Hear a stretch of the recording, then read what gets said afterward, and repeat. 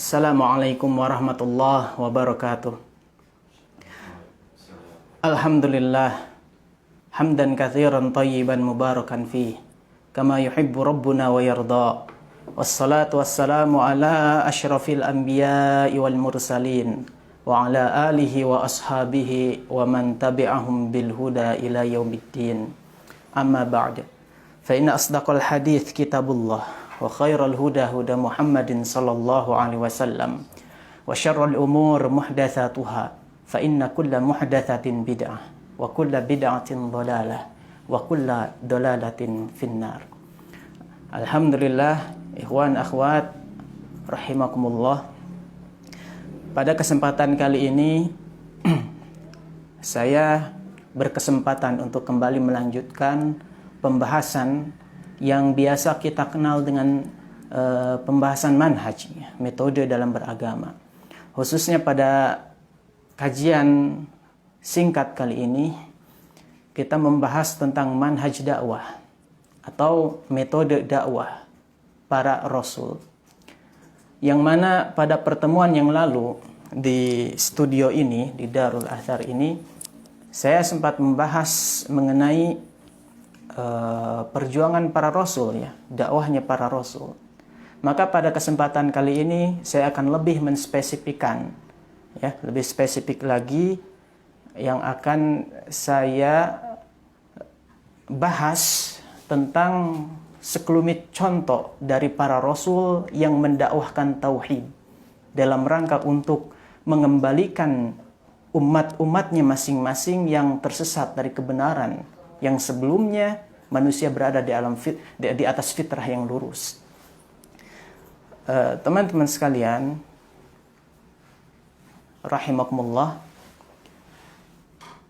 Adapun pada kesempatan kali ini, pembahasan kita adalah tentang dakwah tauhid Nabi Nuh alaihi salam. Dakwah tauhid Nabi Nuh alaihi salam. Kenapa dimulai dengan Nabi Nuh alaihi salam? Karena beliaulah rasul pertama. Rasul pertama yang Allah utus. Adapun sebelum Nabi Nuh alaihi salam adalah para nabi, ya. Nah, sedangkan rasul, kan nabi dan rasul itu tidak setiap nabi itu rasul, tapi rasul pasti nabi. Jadi kalau rasul pasti sekaligus nabi. Itu ya apa? Di sisi Allah, jabatan di sisi Allah kalau kita tanda kutip. Nah, maka dari itu pembahasan kita sekarang tentang Nabi Nuh. Contoh dakwah tauhid Nabi Nuh alaihissalam. Dan di antara kenapa saya memulainya dengan Nabi Nuh alaihissalam, karena memang beliau ini termasuk ulul azmi minar rusul. Termasuk ulul azmi minar rusul. Sebagaimana itu adalah istilah yang Allah sebutkan di dalam Al-Quran, fasbir kama sabara ulul azmi minar rusul. Kita diperintahkan oleh Allah subhanahu wa ta'ala untuk bersabar sebagaimana sabarnya ulul azmi minar rusul. Nah, ulul azmi ini ya rasul-rasul yang memiliki tekad yang kuat, ya. Itu di dalam surat Al-Ahqaf ayat 35. Kita diperintahkan untuk bersabar sebagaimana sabarnya ulul azmi minar rusul. Kemudian para ulama menyebutkan bahwa yang dimaksud ulul azmi minar rusul atau rasul-rasul yang sangat paling memiliki tekad yang kuat, dan mereka pun diuji dengan ujian yang lebih besar karena derajat rasul-rasul ulul azmi minar rusul ini lebih tinggi daripada derajat rasul yang lainnya. Jadi kalau diurutkan seperti ini, para nabi, dan tentu para nabi derajatnya jauh lebih tinggi daripada orang-orang beriman yang lainnya. Kemudian para rasul, nah di antara para rasul itu ada ulul azmi minar rusul. Ini ada 5, yakni Nabi Nuh, Nabi Musa, Nabi Nuh, Nabi Ibrahim, Nabi Musa, Nabi Isa, dan Nabi Muhammad salawatullahu alaihim jami'a. Salawatullahu salamu alaihim jami'a. Kemudian teman-teman sekalian, Nabi Nuh alaihissalam ketika berdakwah, itu Allah takdirkan Nabi Nuh itu berumur 950 tahun berdasarkan kabar dari Allah subhanahu wa ta'ala. Allah subhanahu wa ta'ala berfirman di dalam Al-Quran, walaqad arsalna nuhan ila qaumihi falabitha fihim alfa sanatin illa khamsina ama. Ini surat Al-Ankabut ayat 14. Bahwasanya Allah telah mengutus Nuh kepada kaumnya, dan Nuh alaihi salam tinggal bersama kaumnya selama 1000 tahun kurang 50. Ini tata bahasanya seperti itu ya. Falabitha fihim alfa sanatin illa khamsina ama. 1000 kurang 50 tahun. Gitu ya. Jadi 950 tahun. Nah, selama itu dikurangi masa sebelum Nabi Nuh menjadi Rasul, karena sebagaimana Nabi Muhammad diangkat ketika umur 40 tahun, maka Nabi Nuh alaihissalam diangkat oleh Allah menjadi Rasulnya pun pada tahun tertentu dari umurnya. Jadi tidak dari lahir. Nah, di sini perbedaan ulama ada tentang umur berapakah Nabi Nuh alaihissalam menjadi Rasul. Ini tidak kita bahas karena pembahasan kita tentang dakwahnya. Intinya adalah ada beberapa masa tatkala Nabi Nuh belum menjadi Rasul, kemudian diangkat menjadi Rasul. Nah, setelah diangkat menjadi Rasul, ratusan tahun Nabi Nuh alaihissalam berdakwah. Kisah Nabi Nuh ini Allah ulang-ulang di dalam Al-Quran, dalam beberapa suratnya. Ya, di antaranya dalam surat Al-A'raf, kemudian dalam surat Al-Isra juga ada, kemudian dalam surat Hud, dan surat-surat yang lainnya. Bahkan Allah subhanahu wa ta'ala menghususkan satu surat dengan nama Nabi Nuh alaihissalam. Dan isi surat tersebut mengisahkan tentang bagaimana perjuangan dakwah Nabi Nuh alaihissalam, yang insya Allah kita akan bahas secara ringkas tentunya pada kesempatan kali ini, yang lebih memfokuskan kepada pembahasan dakwah beliau. Ikhwan, akhwat, a'azani Allah wa iyyakum. Pembahasan tentang dakwah tauhid ini, sebagaimana yang pernah saya bahas di sini dan juga dibahas oleh para ustadz Ahlus Sunnah wal Jamaah, bahwasanya Allah Subhanahu wa taala mengabarkan kepada kita, walaqad ba'atsna fi kulli ummatin rasulan an i'budullaha wajtanibut taghut, dalam surat An-Nahl ayat 36. Dan telah Allah Subhanahu wa taala menegaskan, sungguh telah kami utus pada setiap umat itu rasul. Ya, ada rasul pada setiap umat. Yang mana kata Allah, an-i'budullaha wajtanibut taghut. Dakwah mereka itu Allah munculkan dalam ayat tersebut tentang dakwah para rasul yang diutus ke setiap umat adalah an-i'budullaha wajtanibut taghut. Sembahlah Allah oleh kalian dan jauhi taghut itu. Ya. Di dalam ayat yang lainnya pun Allah ulang dengan redaksi yang agak berbeda, tapi maknanya sama. Wa ma arsalna min qablika mir rasulin illa nuhi ilaihi annahu la ilaha illa ana fa'budun.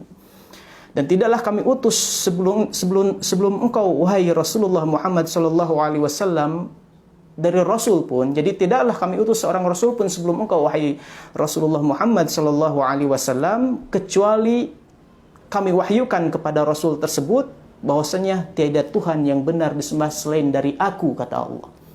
Ini intinya tauhid. Demikian juga Nabi Nuh alaihissalam, yang merupakan rasul pertama, ya, yang merupakan rasul pertama. Belum saya sebutkan tadi dari mana kita dapat menyatakan, ya, menyimpulkan bahwasanya Nuh alaihissalam, Nabi Nuh alaihissalam adalah rasul pertama. Para ulama menyebutkan bahwasanya di antara dalil Nabi Nuh adalah rasul pertama dan bukan Nabi Adam, ya. Sebagian orang ada yang mengira bahwa ada rasul sebelum Nabi Nuh, ya, ini Nabi Adam atau Nabi Idris dan sebagainya, gitu ya. Namun ternyata ada dalil yang kuat yang menunjukkan bahwasanya Nuh alaihissalam, Nabi Nuh adalah rasul pertama. Hadis sahih riwayat Bukhari tentang kisah orang-orang yang sedang menunggu hisab di padang mahsyar.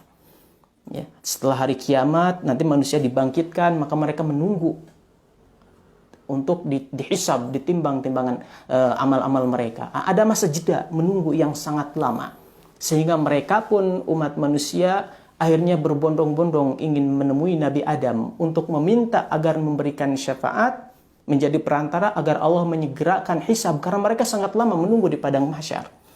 Ya, singkat kisah, karena itu ada pembahasan khusus tentunya. Namun kita akan mengambil dalil dari mana Nabi Nuh dikatakan Rasul yang pertama. Maka ketika manusia bertemu kepada Nabi Adam meminta maaf. Bahwasanya beliau tidak bisa menjadi perantara kepada Allah untuk memohon disegerakan hisab. Disegerakan perhitungan amal umat manusia. Maka Nabi Adam pun mengisyaratkan kepada umat manusia untuk mendatangi Nabi Nuh alaihissalam. Maka Rasulullah ini kan yang mengisahkan tentang kisah orang-orang di padang mahsyar ini Rasulullah dalam hadis riwayat Bukhari. Maka Rasulullah pun mengisahkan setelah itu fayatuna nuhan fayaquluna. Maka umat manusia pun akhirnya mendatangi Nabi Nuh ya berdasarkan tadi isyarat dari Nabi Adam. Mendatangi Nuh. Maka umat manusia sebagaimana yang dikisahkan oleh Rasulullah mengatakan, "Ya Nuh, wahai Nabi Nuh alaihissalam, anta awwalur rusul." Engkau adalah rasul pertama ila ahlil ard, kepada penduduk bumi. Waqad sammakallahu 'abdan syakura, dan sungguh Allah telah menamai engkau dengan 'abdan syakura. Ishfa' lana ila rabbik, jadilah perantara, menjadilah pemberi syafaat bagi kami di sisi Allah Subhanahu wa taala. Ini hadis sahih. Nah, dari perkataan umat manusia yang dikisahkan oleh Rasulullah tersebut dalam hadis yang sahih, maka para ulama berdalil berarti Nabi Nuh adalah rasul pertama. Begitu. Lantas gimana dakwah Nabi Nuh alaihissalam? Allah Subhanahu wa taala di dalam Al-Qur'an mengulang-ulang ayat yang menegaskan dan menunjukkan bahwa Nabi Nuh mendakwahkan tauhid. Di antaranya Allah Subhanahu wa taala selain ayat yang tadi ya, ayat secara global setiap rasul Allah utus untuk mendakwahkan tauhid, kemudian secara khusus ketika mengisahkan kisah Nabi Nuh, Allah pun menyebutkan Nabi Nuh mendakwahkan tauhid. Dalam surat Al-A'raf ayat 59 Allah berfirman, "Walaqad arsalna Nuhan ila qaumi," dan sungguh kami telah mengutus Nuh kepada kaumnya. Faqal, maka Nuh pun alaihissalam berkata, "Ya qaumi ibudullaha ma lakum min ilahin ghairuh." Wahai kaumku, sembahlah Allah, ma lakum min ilahin ghairuh. Tidak ada bagi kalian Tuhan lain selain dari Allah. Ya, itu dalam surat Al-A'raf. Ini surat Al-A'raf ini ini ayat-ayat sebelumnya mengisahkan tentang nabi-nabi yang lain. Ya, yang mana Allah pun sebutkan tentang dakwah mereka adalah dakwah tauhid. Kemudian dalam surat Hud dengan awal ayat yang sama dengan ayat yang barusan saya bacakan, dalam surat Hud ayat 25 Allah berfirman, "Walaqad arsalna Nuhan ila qaumihi inni lakum nadhirum mubin." Dan sungguh kami telah mengutus Nuh kepada kaumnya, inni lakum nadhirum mubin. Sesungguhnya aku bagi kalian adalah nadhirum mubin, pemberi peringatan yang nyata. Lanjutan ayatnya, alla ta'budu illallah inni akhafu alaikum adzab yaumin alim. Yakni agar kalian tidak menyembah kecuali hanya kepada Allah. Sesungguhnya aku khawatir atas kalian, azab menimpa kalian di suatu hari yang sangat menyakitkan. Ya, surat Hud ayat 25-26. Nah, di dalam ayat yang lain pun walaqad arsalna Nuhan ila qaumihi dan seterusnya. Jadi berbagai ayat Allah menyebutkan di sana bahwasanya Allah menjelaskan mengutus Nabi Nuh alaihissalam itu dakwah beliau itu dakwah tauhid. Pada pembahasan yang lalu kita sudah bahas bahwasanya di antara rahasia kenapa mereka, di antara khususnya Nabi Nuh, memulai perjuangan dakwahnya atau memfokuskan dakwahnya dengan dakwah tauhid, perbaikan akidah, keyakinan di dalam jiwa manusia. Karena ketika jiwa umat manusia itu hatinya bagus, maka akan berimbas pada perbaikan amalan yang lain. Hadis yang sahih riwayat Bukhari Muslim, Rasulullah Shallallahu Alaihi Wasallam bersabda, "Ala wa inna fil jasadi mudghah idza salahat salahal jasadu kullu." Ketahuilah bahwasanya dalam suatu jasad itu ada suatu daging gitu, segumpal daging. Kita terjemah bebasnya ya, segumpal daging. Apabila bagus gumpalan gen tersebut, maka akan berimbas baguslah pada anggota organ tubuh yang lainnya. Maka ketahuilah segumpal daging tersebut adalah al-qalb, qalbu kita, ya jiwa kita, hati. Nah, maka dari sana para nabi dan rasul seluruhnya ketika hendak merubah umatnya dari kejelekan, dari kesyirikan, dari kehancuran moral menuju kepada kebaikan adalah dengan cara memperbaiki tauhid terlebih dahulu. Ikhwan akhwat rahimani wa rahimakumullah. Dakwah mengajak kepada tauhid, kata sebagian ulama. Kenapa jarang orang yang betul-betul komitmen terus-menerus mendakwahkan tauhid? Karena dakwah tauhid itu butuh proses yang sangat lama. Bagi sebagian pemuda atau sebagian orang yang sangat bersemangat dalam merubah umat ini agar menjadi baik atau kembali kepada Islam, ada sebagian mereka yang ketika berdakwah itu misalkan mengangkat senjata, menggunakan kekerasan, ingin langsung merubah. Sehingga para orang-orang revolusioner, ya, Islamis revolusioner itu, yakni para pejuang Islam yang mengklaim memperjuangkan Islam dengan cara revolusi atau kudeta atau dengan cara mengangkat senjata berperang yang sebenarnya belum waktunya. Maka maksud mereka adalah ingin merubah keadaan kaum umat manusia. Ingin merubah umat Islam khususnya dari tertindas menuju kepada kemuliaan. Padahal orang yang paling sangat memperhatikan kaum atau suatu umat adalah Rasul mereka. Umatnya Nabi Nuh, maka orang yang paling sangat perhatian kebaikan bagi umat Nabi Nuh itu Nabi Nuh alaihissalam.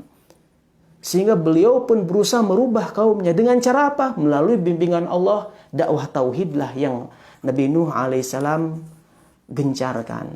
Karena dengan itulah sumber perubahan. Nah, kalau tidak berubah sama sekali, maka kebinasaanlah menunggu mereka. Cukup Allah lah yang akan menghakimi mereka di dunia atau di akhirat. Jadi kalau kita nggak mampu, misalkan, mohon maaf ya, menghancurkan kezaliman secara langsung, maka ketahuilah Allah yang akan menghancurkannya. Kita harus tetap di atas manhaj yang lurus atau metode dakwah yang benar sesuai para nabi dan rasul. Dan kesimpulannya nanti, ya, ketika kita telah membahas beberapa rasul, dan insya Allah rencananya ada pertemuan yang lain yang kita akan bahas rasul-rasul yang lainnya. Ya, dari kalangan 5 rasul yang disebut ulul azmi minar rusul, gimana mereka berdakwah kepada umatnya untuk merubah mereka. Untuk merubah umatnya dari kejelekan menuju kebaikan. Kenapa jarang orang yang komitmen terus-menerus mendakwahkan tauhid secara runut sedikit demi sedikit? Karena dakwah tauhid itu tidak sekeren orang-orang yang mengangkat senjata bagi para pemuda. Tidak sekeren orang yang teriak-teriak di pinggir jalan untuk berusaha langsung merubah keadaan para pemimpin misalkan. Tidak sekeren itu. Jadi nggak ada sorak-sorai, nggak ada tepuk tangan bagi para pendakwah tauhid ini yang mendakwah secara hikmah, bijaksana, pelan-pelan. Karena manusia hanya bisa menerima, karena umat manusia itu secara umum mereka menerima kelemah lembutan jauh lebih besar daripada kekerasan. Kan ini udah Allah isyaratkan dalam Al-Quran. Walau kunta faddan ghalidhal qalb lan faddu min hawli.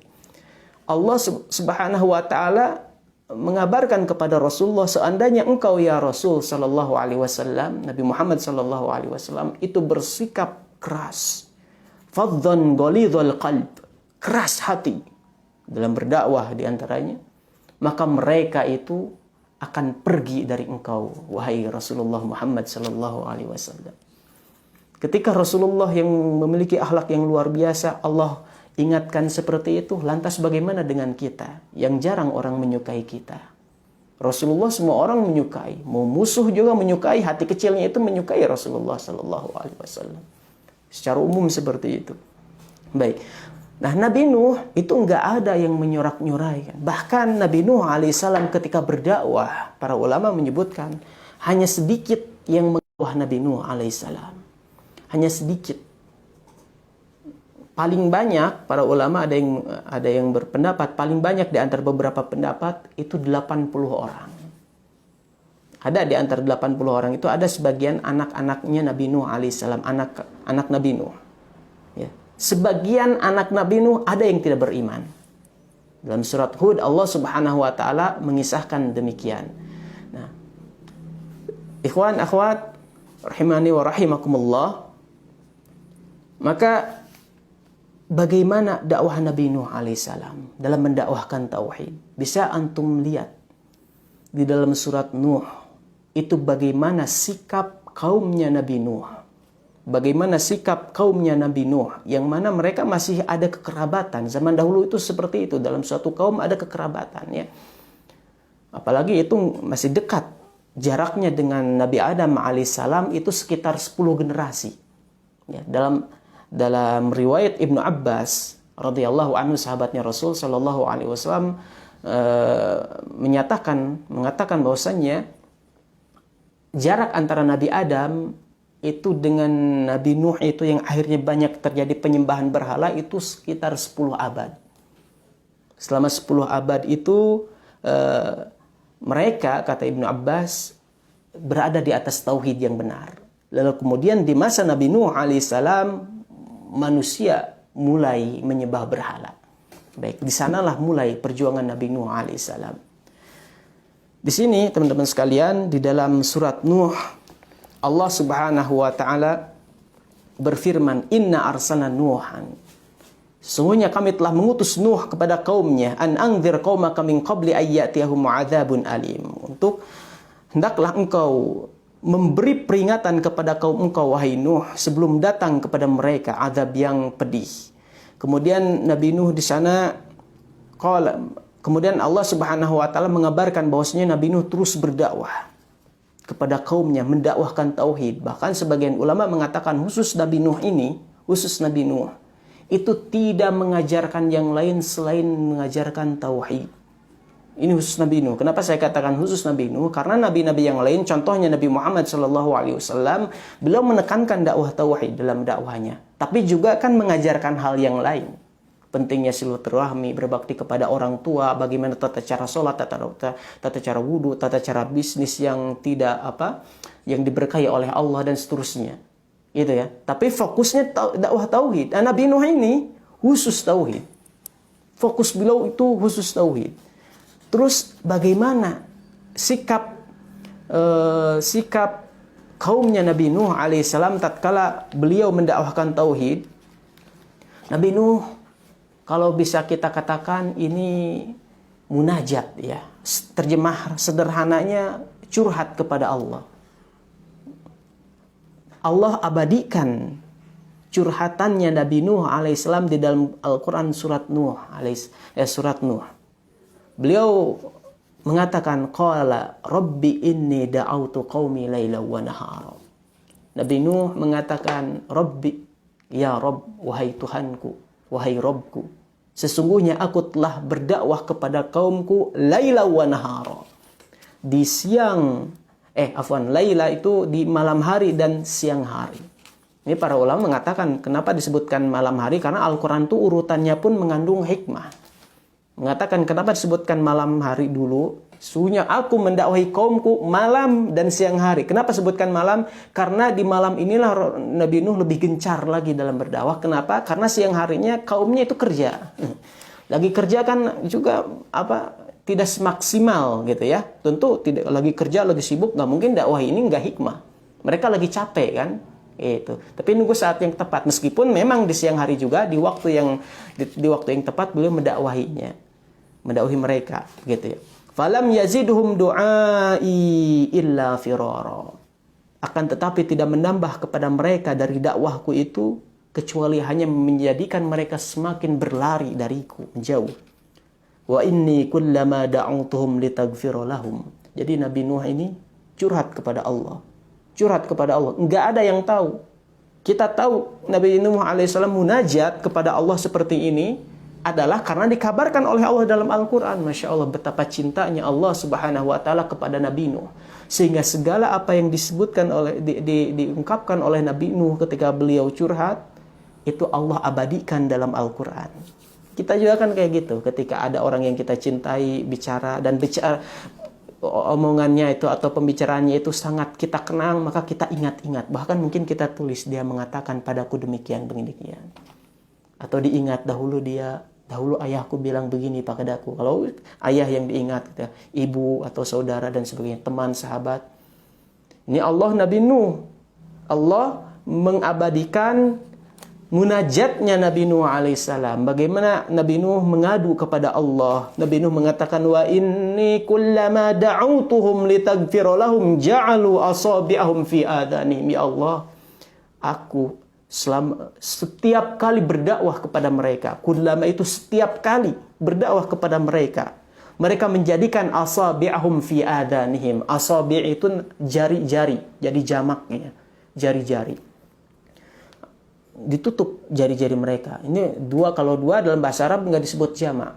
Ada sebagian ulama mengatakan disebut jari-jari yang banyak untuk menunjukkan betapa mereka berusaha menutup jari mereka kepada telinga mereka agar benar-benar nggak kedengaran sama sekali dakwahnya Nabi Nuh. Yang lebih parah dari itu, wastaghshaw thiyabahum wa asarru wastakbaru istikbara. Kemudian mereka pun mengerudungkan, ya, jadi menutupkan pakaiannya ke kepala mereka dan kemudian berlaku sombong. Saking gak udah ditutup telinganya pakai tangan, pakai baju mereka dikepalakan gitu. Betapa, masya Allah, ya. Ini pantasan Nabi Nuh alaihissalam dijuluki ulul azmi minar rusul, termasuk dari orang-orang, ya, atau rasul-rasul yang paling memiliki tekad yang kuat dalam berdakwah. Ini dakwah tauhid ini. Jadi ketika berdakwah itu bukan ngejelasin yang lain, tapi ngejelasin tauhid, sembah Allah. Gitu, ya. Sembah Allah, jauhi berhala-berhala yang kalian sembah itu. Tapi respon mereka seperti itu, ya.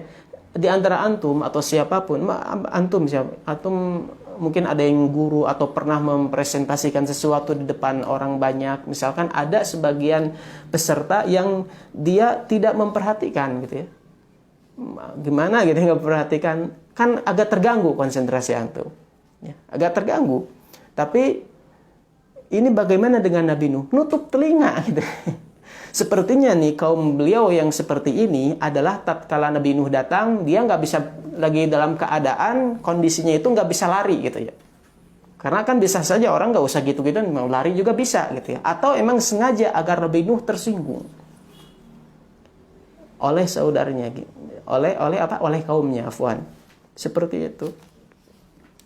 Kemudian Nabi Nuh pun mengatakan, summa inni da'autuhum jihara. Kemudian aku pun mendakwahi mereka dalam keadaan terang-terangan. Summa inni a'lantu lahum wa asrartu lahum israra. Dan aku pun dakwahnya dalam keadaan terang-terangan, ya, secara a'lantu lahum kepada mereka terang-terangan atau dengan sembunyi-sembunyi. Jadi maksud terang-terangan itu diantaranya, ya, secara di depan umum gitu, terang-terangan mendakwahi, ngajak mereka, atau juga antara person per person, orang per orang, diajak secara pribadi, diskusi dan sebagainya. Jadi segala macam cara digunakan oleh Nabi Nuh. Faqultu astaghfiru, aku katakan kepada mereka, ya Allah, istaghfiru rabbakum, minta ampun kepada Rabb kalian. Innahu kana ghaffara, sesungguhnya dia itu Maha Pengampun apapun dosa yang kalian, dan seterusnya. Kemudian yursilis sama alaikum midrara, kalau kalian istighfar, minta ampun kepada Tuhan kalian, Allah Maha Pengampun, dan Allah pun akan menurunkan kepada kalian air hujan yang terus-menerus, tentu yang berkah, yang menyuburkan. Nah, di sini di antara metode dakwah Nabi Nuh alaihissalam adalah nadhiru basyira wa nadhira. Di antara dakwah para rasul itu adalah dengan cara basyir, memberi kabar gembira, dan juga nadhira, memberi peringatan. Ya, di antara di sini Nabi Nuh juga mempraktekkan hal tersebut. Jadi memberi kabar gembira bahwa kalau kalian minta ampun kepada Allah, Allah turunkan, Allah balas di dunia juga. Keutamaannya itu Allah balas di dunia. Orang yang beristighfar, makanya para ulama menjadikan membawakan ayat ini sebagai dalil bahwasanya dengan istighfar maka akan diturunkan hujan yang berkah. Kemudian wa yumdidkum bi amwalin. Nabi Nuh mengatakan, ya Allah, aku telah katakan kepada mereka bahwasanya tadi sebutkan hujan gitu ya, akan diberikan hujan, kemudian juga akan diberikan harta. Wa yumdidkum bi amwal. Allah akan membanyakkan harta-harta.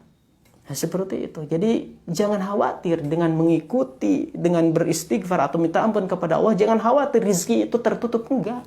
Allah turunkan hujan yang berkah.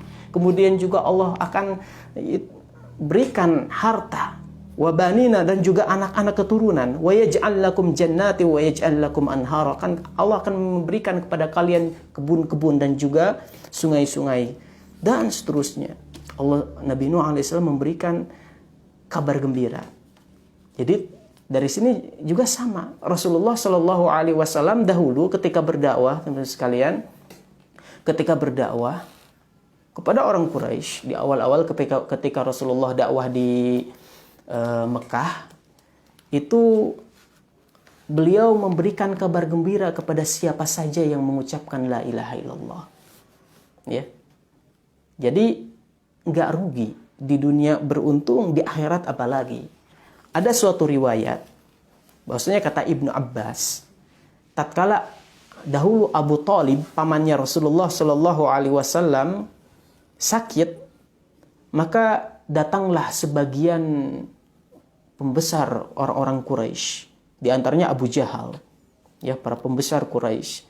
Kemudian Abu Jahal ini mengadukan kepada Abu Thalib karena orang-orang kafir musyrikin Mekah ketika itu tidak berani menyakiti Rasulullah gara-gara ada Abu Thalib pamannya yang merupakan tokoh Quraisy ketika itu.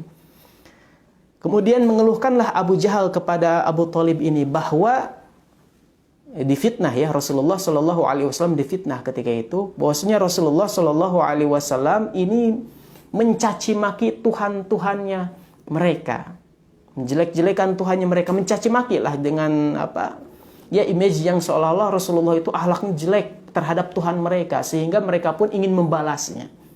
Tapi karena ada Abu Thalib mereka sungkan, maka Abu Jahal mengadu kepada Abu Thalib. Maka Abu Thalib pun bertemu dengan Rasulullah. Rasulullah datang ketika itu. Faja'an Nabi sallallahu alaihi wasallam, masuk ke dalam rumah Abu Thalib, yang di sana ada Abu Jahal juga dan ada sebagian pembesar Quraisy.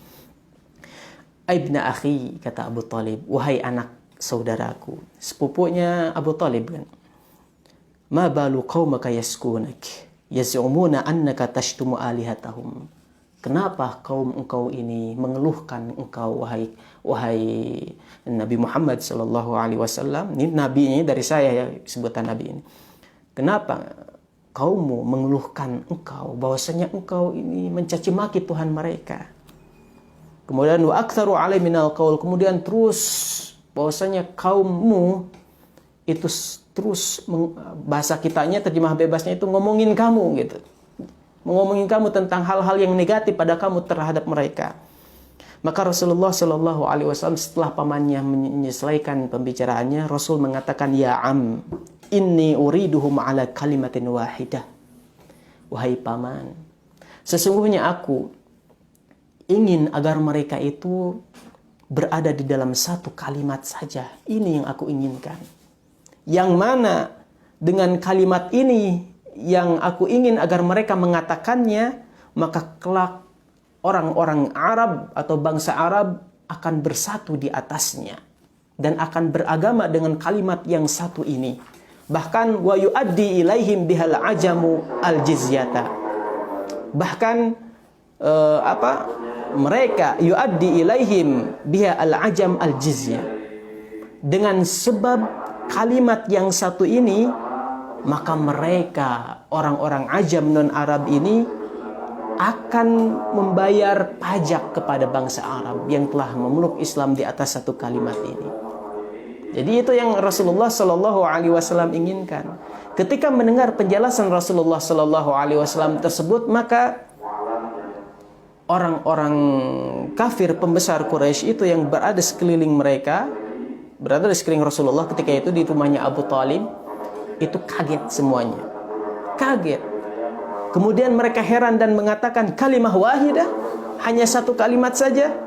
Kata Rasulullah, ya, demi Allah, kalau bahasa terjemah bebasnya seperti itu. Maka mereka pun tentu bertanya, apakah yang satu kalimat itu yang dengan sebab itu maka bangsa Arab akan bersatu dan orang non-Arab akan membayar upeti, bayar pajak kepada bangsa Arab. Penaklukan besar-besaran. Maka Rasulullah Shallallahu Alaihi Wasallam pun mengatakan, La ilaha illallah. Satu kalimat itu adalah La ilaha illallah. Ketika para pembesar Quraisy kafir itu yang mendengarkan jawaban Rasulullah, mereka pun kemudian kaget, lebih kaget lagi. Kemudian sambil mengibaskan baju mereka, mereka pun mengatakan, Aja'alal alihata ilaha wahida, in hadza la syai'un ujab. Apakah dia, yakni Nabi Muhammad sallallahu alaihi wasallam, akan menjadikan Tuhan-Tuhan yang banyak itu hanya menjadi satu Tuhan saja? Ini hal yang sangat mengherankan, kata orang-orang kafir Quraisy yang datang ketika itu. Masya Allah. Nah, ini Rasulullah Shallallahu Alaihi Wasallam juga menerapkan metode memberi kabar gembira yang berkaitan dengan tauhid, ya, bahwasanya seperti ini. Jadi kan ini para pembesar nih yang datang ke Abu Thalib ini adalah Abu Jahal dan para pembesar Quraisy yang lainnya, yang tentu mereka itu betul-betul sangat bernafsu terhadap kekuasaan. Nah, Rasulullah sebutkan, ini ada satu kalimat dengan sebab itu akan bersatu orang-orang Arab dan akan tunduklah orang-orang non-Arab. Tentu yang bukan orang Islamnya gitu ya, karena bayar jizyah ini, upeti ini adalah bagi non-Arab. Bagi orang-orang kafir, ya, orang-orang kafir yang tidak memeluk Islam ketika itu. Nah, di sini teman-teman sekalian, Masya Allah, Rasulullah Shallallahu Alaihi Wasallam pun memotivasi kepada umatnya di masa Rasul ketika mendakwahkan tauhid, bahwa kejayaan itu dengan tauhid. Dan itulah juga yang dahulu didakwahkan oleh Nabi Nuh alaihissalam ketika hendak memberikan keutamaan tauhid dan mempromosikan, ya, bahasa sederhananya mempromosikan tentang keutamaan tauhid kepada kaumnya. Ya, namun sikap kaumnya seperti itu. Ya, namun sikap kaumnya seperti itu. Di sini teman-teman sekalian, di ayat kembali ke surat Nuh, ketika Nabi Nuh mengungkapkan atau mengeluhkan tentang keadaan Nabi Nuh kepada Allah Subhanahu wa taala, yang akhirnya Allah abadikan dalam Quran surat Nuh ini, kemudian Nabi Nuh alaihissalam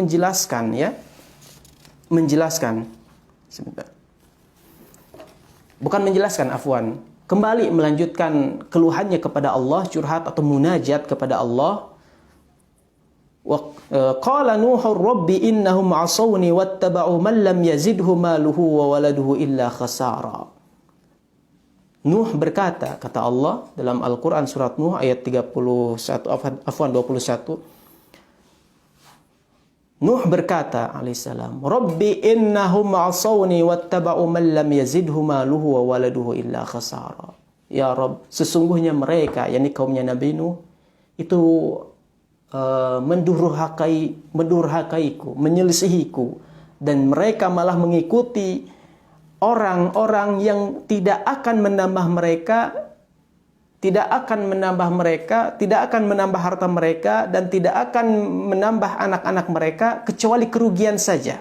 Wa makaru makran kubbara, dan mereka pun membuat makar yang besar. Wa qalu la tadharunna alihatakum. Apa makar mereka itu? Wa qalu la tadharunna alihatakum wa la tadharunna wadda wa la suwa'a wa la yaghutha wa ya'uq wa nasra. Dan mereka pun mengatakan, la tadharunna ahliyatakum, janganlah kalian meninggalkan Tuhan-Tuhan kalian, dan janganlah kalian meninggalkan wadda, jangan pula suwa', jangan pula yaguth, ya'uq dan nasra. Itu semua jangan ditinggalkan. Itu adalah nama-nama Tuhan yang disembah oleh kaumnya Nabi Nuh. Wa qad adallu katsira wa la tazididz zalimina illa dolala. Nah, di sini ada hal penting dan juga pembahasan terakhir, teman-teman sekalian, ikhwan akhwat, azanillahu wa iyyakum. Bahwasanya ternyata nama Tuhan-Tuhan tersebut, ya, Wad, kemudian Suwa, Yagus, Ya'uq, Nasra, ini dalam surat Nuh ayat 23 disebutkan seperti itu dahulunya adalah orang-orang soleh. Ya. Al-Imam Ibnu Katsir ketika menafsirkan ayat tersebut menyebutkan bahwasanya itu adalah nama dari anak-anak Nabi Adam alaihissalam, dan sebagainya, ada yang nama cucunya. Ya. Dan mereka semua muslim atau orang yang beriman yang bertauhid. Dan mereka ditokohkan oleh kaumnya ketika itu. Ini sebelum Nabi Nuh alaihissalam. Namun ketika meninggal, maka mulailah fitnah terjadi. Ibnu Abbas, ini Al-Imam Ibnu Katsir membawakan riwayat Ibnu Abbas bahwasanya Tuhan-Tuhan yang disembah atau berhala-berhala yang disembah oleh kaumnya Nabi Nuh yang tadi disebutkan namanya, itu adalah asma'u rijalin salihin, nama laki-laki yang soleh. Jadi nama para lelaki yang soleh dari kaumnya Nabi Nuh dahulu alaihissalam. Maka tatkala orang-orang soleh tersebut meninggal, maka setan pun datang kepada mereka. Auha asyaitonu ila qaumihim. Jadi setan istilahnya itu auha itu kalau dalam bahasa yang lain bisa disebut mewahyukan ya. Memberikan wangsit kalau bahasa sederhana itu, memberikan waksi itu, memberikan suatu semacam ilham kepada orang-orang sesat dari kaumnya Nabi Nuh. Anin sabbu ila majalisihim allati kanu yajlisuna fiha ansaba sammuha bi asma'ihim. Setan kemudian membisiki kepada mereka, memberikan wangsit kepada mereka untuk apa? Untuk membikin kenang-kenangan. Ya. Semacam monumen. Yang mana dengan monumen tersebut maka orang-orang yang mencintai atau para pengikut Wad, Suwa, Yagus, Ya'uq, Nasra yang tadi disebutkan itu bisa mengenang kembali, bahkan bisa membuat semangat ibadah mereka semakin meningkat. Kenapa? Karena emang orang-orang tersebut, orang-orang soleh tersebut yang akhirnya meninggal itu dahulunya emang sering mendakwahkan, memotivasi untuk beribadah kepada Allah dan sebagainya. Jadi ketika mereka meninggal, banyak yang bersedih daripada pengikutnya, banyak yang sangat bersedih dengan kesedihan yang luar biasa. Ketika ada bisikan setan seperti ini, mereka mudah tergoda. Akhirnya bikin monumen semacam kenang-kenangan. Sehingga ketika mereka udah tidak semangat ibadah, lihat monumen tersebut, mereka semangat kembali. Ingat tentang wasiat atau nasihat-nasihat orang-orang soleh tersebut. Nah, masalahnya memang orang tersebut hanya sebatas menjadikan monumen tersebut sebagai ini dikatakan ansob ya, ansob. Ansoban tuh terjemah kitanya yang tepat tuh monumen. Nggak tahu bentuknya gimana, yang jelas pengingat. Nah, generasi awal yang dibisiki setan seperti itu, mereka hanya meyakini seperti itu sebagai penyemangat.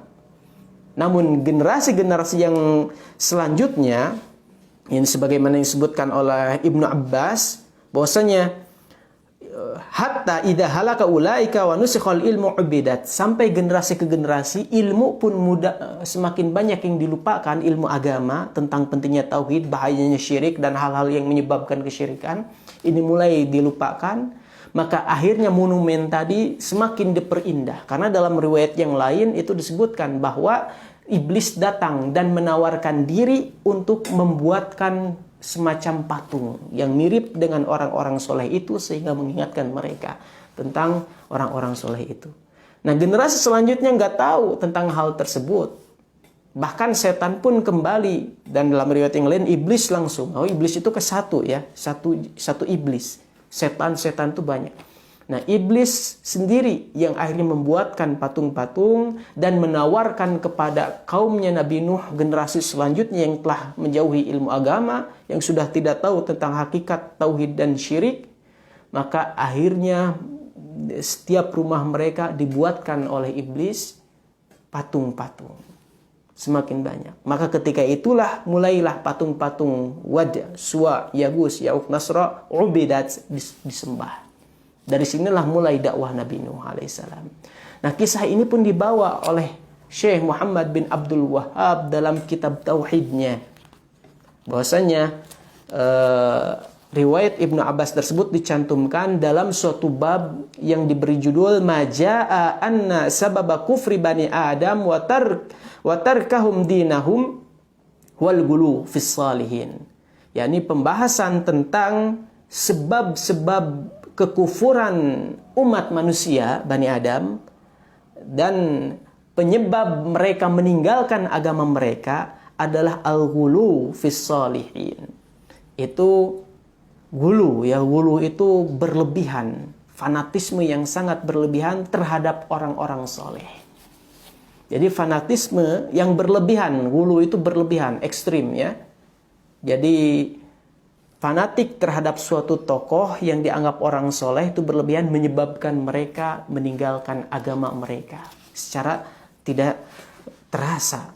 Kan tadi kan disebutkan bahwa setan-setan itu bertahap, bahkan bisa proyek menggoda atau menyesatkan umat manusia itu per generasi. Generasi awal cuman diusulkan agar bikin monumen, tapi dari sana akan mengarah, akan mudah untuk generasi selanjutnya diseret kepada dosa yang lebih besar yang akhirnya sampai pada kekufuran, sampai pada meninggalkan agama yang benar.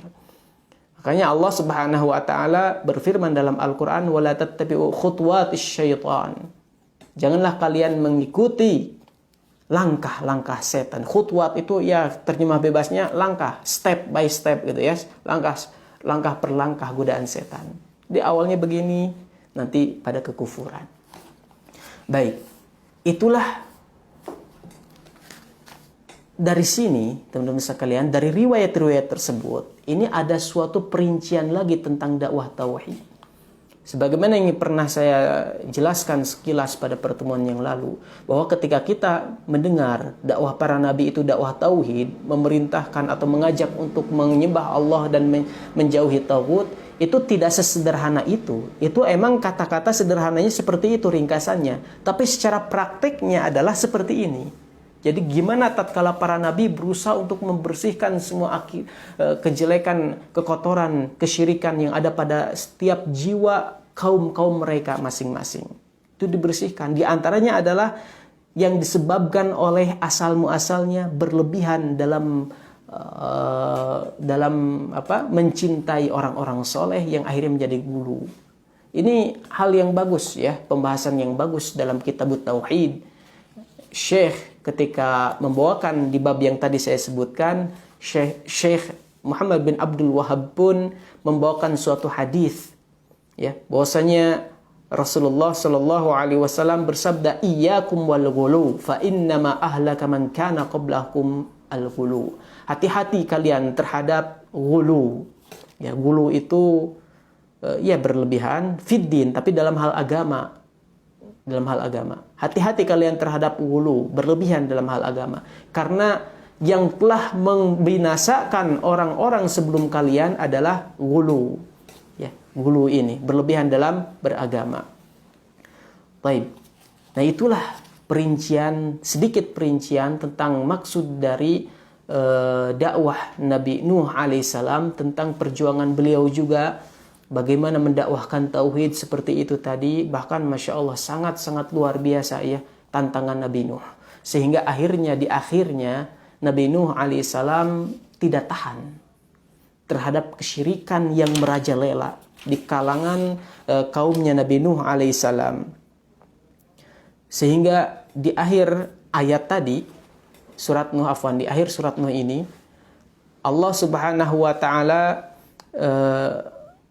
juga mengabadikan doanya Nabi Nuh. Nabi Nuh alaihissalam mengatakan, wa qala Nuhu rabbi la tadhar 'alal ardi minal kafirin dayyara.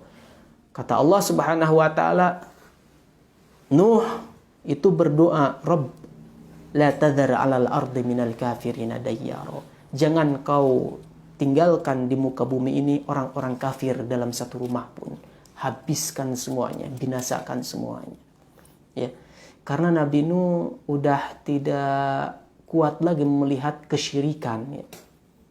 Para nabi itu orang yang paling lembut hatinya. Para nabi itu orang yang paling sangat penyayang. Nanti antum di dalam surat Hud, silahkan antum cek di sana ya. Antum baca sekitar ayat 40-an. Itu Nabi Nuh ketika nanti di atas bahtera, itu masih tetap mencari anaknya, yang sebagian anaknya satu orang, yakni Kan'an, biasa disebut Kan'an, anaknya Nabi Nuh, itu tidak ikut beriman kepada Allah, tidak ikut beriman kepada Nabi Nuh, tidak ikut naik bahtera, kapal perahu yang Nabi Nuh bikin untuk menyelamatkan diri dari air bah yang menenggelamkan bumi. Itu berarti Nabi Nuh alaihissalam ketika itu emang karena ada hubungan anak ya, ayah dan anak wajar seperti itu, cinta yang tabi'i ini. Nah, Adapun orang kafir yang lainnya, Nabi Nuh alaihissalam mengatakan la tadhar 'alal ardi minal kafirina dayyar. Jangan tinggalkan di muka bumi ini seorang orang kafir pun yang masih tetap tinggal di rumahnya. Jadi binasakan semuanya. Kenapa? Innaka ya Allah, innaka intadharhum yudhillu ibadaka wa la yalidu illa fajiran kafara. Sesungguhnya apabila engkau meninggalkan mereka, membiarkan mereka, maka yudhillu ibadaka, mereka akan menyesatkan hamba-hamba engkau, wala yalidu illa fajiran kafara, dan mereka tidak akan melahirkan keturunan kecuali yang fajir, yang durjana, yang jahat terhadap harta mereka, dan juga kafaro, kufur akidahnya. Jadi mereka kalau punya harta tidak benar memanfaatkannya, kata para ulama seperti itu tafsirnya, dan juga hatinya kufur, berbuat kekufuran. Nah, ini Nabi Nuh sampai mengatakan seperti itu. Mereka, kalau engkau tinggalkan ya Allah, mereka akan menyesatkan hamba engkau. Karena Nabi Nuh khawatir nih orang-orang yang beriman yang cuma sedikit ini akan kebawa kafir juga. Karena orang-orang kafir kaumnya Nabi Nuh itu terus-menerus, selain tidak mendengar dakwah Nabi Nuh, juga mereka berusaha terus untuk agar orang pengikut Nabi Nuh itu tersesat lagi. Begitu. Kemudian Nabi Nuh juga mengatakan wala yalidu illa fajiran kafar. Mereka itu tidak akan melahirkan kecuali orang-orang yang fajir dan kafir. Ya, yang kafir. Karena apa? Kata para ulama, di antara kata Ibnu Katsir rahimahullah, karena Nabi Nuh tahu sifat mereka kaumnya itu. Kan ratusan tahun kan Nabi Nuh. 950 tahun tentu sangat tahu keadaan kaum mereka. Nabi Nuh tahu bagaimana antara bapak, anak dan cucu itu bisa ketahuan oleh Nabi Nuh karena umur beliau panjang.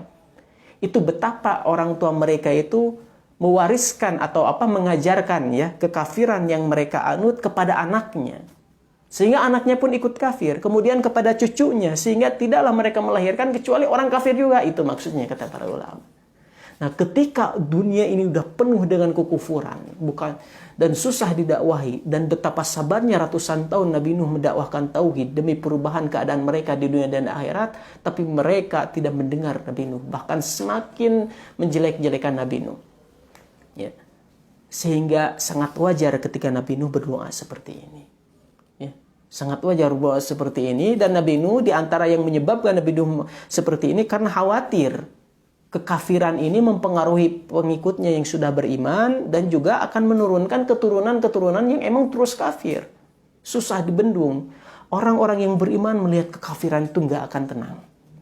Orang-orang yang tahu tentang hakikat tauhid melihat kekufuran yang tersebar luas itu akan panas hatinya, nggak bisa diam. Maka dari itulah Nabi Nuh lebih berdoa seperti ini karena Nabi Nuh lebih tahu keadaan kaumnya, sehingga akhirnya terjadilah air banjir, dan teruslah dan binasalah, sehingga akhirnya yang tersisa hanya Nabi Nuh dan orang-orang yang ada di kapal perahu atau bahtera yang dibangun oleh Nabi Nuh, dan juga sebagian hewan-hewan yang emang sengaja diselamatkan untuk beranak pinak lagi. Itu sebagaimana diterangkan oleh para ulama ya.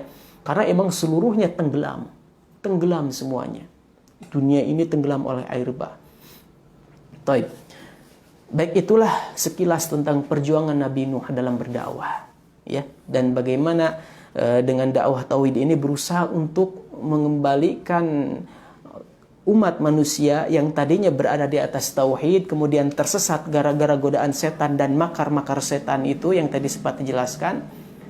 Nah, beliau berusaha mendakwahkan, mengembalikan mereka kembali kepada jalan yang benar, yang mana keutamaan tauhid ini baliknya kepada mereka sendiri, ya. Kembalinya kepada mereka kebaikannya di dunia dan juga di akhirat.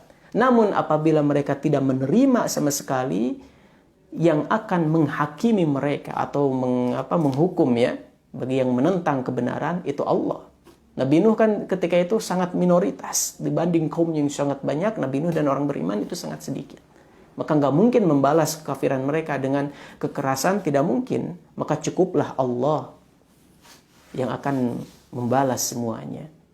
Baik, semoga teman-teman sekalian dari kisah ini dapat lebih menguatkan kita atau lebih mengingatkan kita kembali, khususnya kepada saya juga, bahwasanya dakwah tauhid adalah dakwah para nabi dan rasul.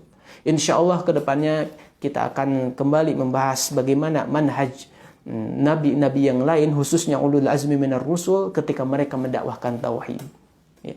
Mohon maaf apabila ada beberapa kata yang kesalahan atau yang tidak berkenan. Tentu itu bukan disengaja ya. Mohon maaf. Dan yang benar hanya dari Allah, yang salah dari kesalahan saya dan dari setan. Wassalamualaikum warahmatullahi wabarakatuh.